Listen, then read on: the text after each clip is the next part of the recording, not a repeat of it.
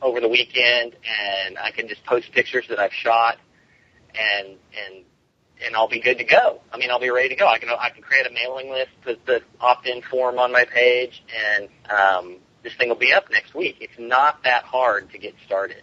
You want me to go back to why? Actually, yeah, I do, but let me point something out, because actually there are a lot of really, really good lessons to pull out of that last minute or two of what you just said. I got a couple too. So I mean, I'm sitting here going, so I mean, and this is why I'm glad we're talking to you today, Ron, because I've watched this whole path, and the fact that, first of all, you've just kept at it, which is completely awesome, but the fact that you took it at that approach and said, look, you know what, it doesn't cost me that much money or that much time to start a business this way. This thing looks like it has promise. And because you had just gone ahead and done it the first time with Distinctions for Life, and yeah, you know what, that didn't end up panning out as being the thing that really got you excited and going, and that's fine.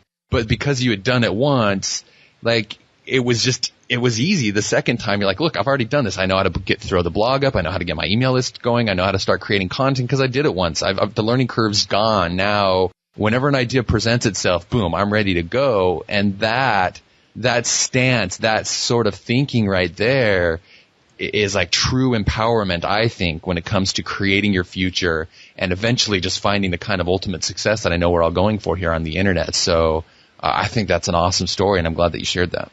Yeah, and the other thing that I would add to that as well is, obviously when we work with beginners and have for years on starting their internet business, and unfortunately the sad news is most beginners don't ever even put up one website. And like he was saying, the key to it is if you get the strength to put up that first one and it doesn't go exactly the way you were hoping, it's the strength to keep going until it works. And I mean, again, that's yet another one of those big, big lessons to you just keep going until it works, because it does work. You just have to find the right combination. And we try and teach how to find that right combination. But if somehow something gets skipped and one doesn't work, like I got to say, the thing I know about personal development is that it's one of the hardest categories to go into. Right. It's one that I'm just very passionate about, and I still have been a little nervous to go into it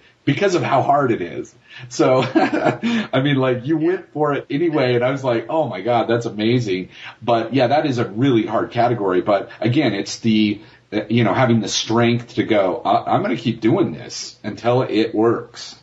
People get so hung up on the niche thing, and I think the niche thing, sadly, I mean, if just pick whatever seems best to you. And even if you just spend 3 or 4 months going through the process on that first gut feel, and if you did end up having to, I think people feel like, oh, if I have to shift gears, that means I failed. But I mean, look how easy it was to go to the next thing and then the next thing. And from there, it's a leapfrog to success. Anyway, I think I cut you off, Ron. Go ahead.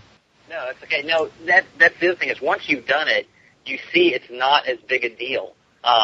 And you can just kind of try things. I don't really know if there's a market in EMS for anything or whatever, but what does it matter? Right. I'm already going to learn this stuff. I can get on the phone with this guy.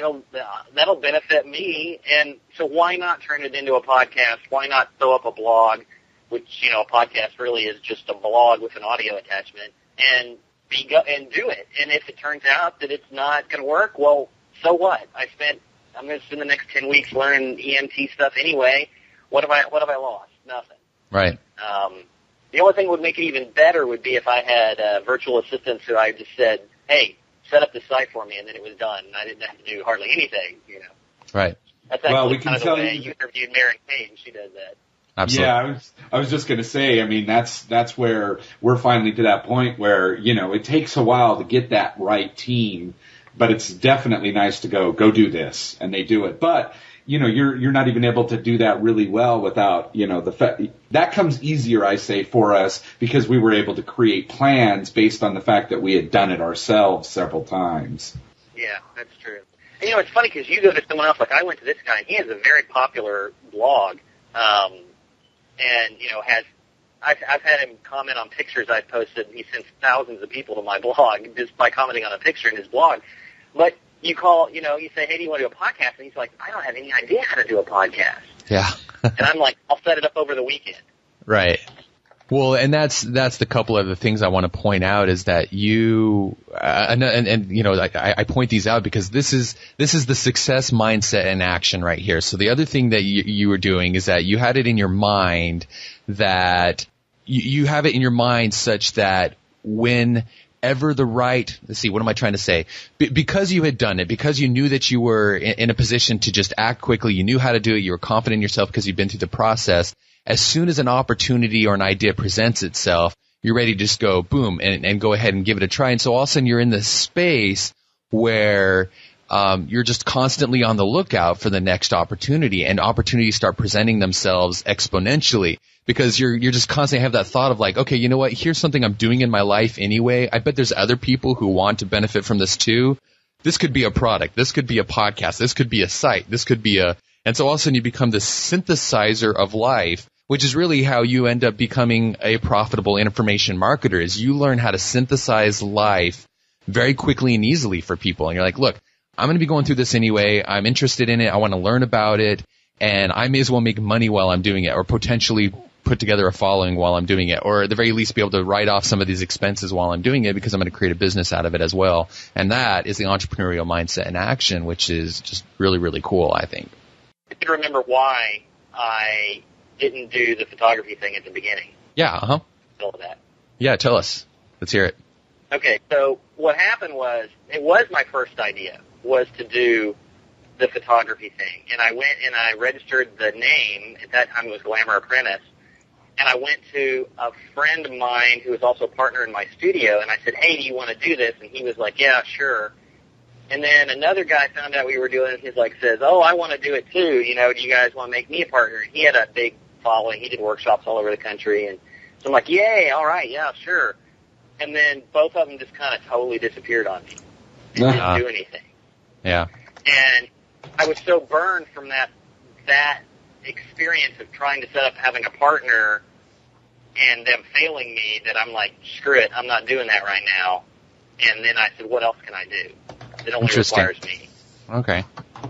And so that's what it is. But then but I did set up the site, and you know the site already existed, and so it was there to go back to when Distinctions for Life wasn't panning out. Right. Okay. Yeah, I mean, partnerships can be a powerful way to get started, but you definitely have to find the right people. I mean, it's having been a person. I mean, I'm very fortunate to have an awesome business partner, and you know, but having been like through a lot of creating a lot of bands and having a lot of bands break up and having that be a very painful experience, it's very similar to, I mean, it's like courtship and marriage, you know, finding the right people to be in your band with you, finding the right people to be your business partner. It takes a bit of time to suss that out. It's easy for people to get excited like, oh yeah, I want to be in a band. And then, you know, when it comes time to work, it's a very different thing. So, that was a learning experience for me too. And when I wanted to you can have partners where you're kind of both equal,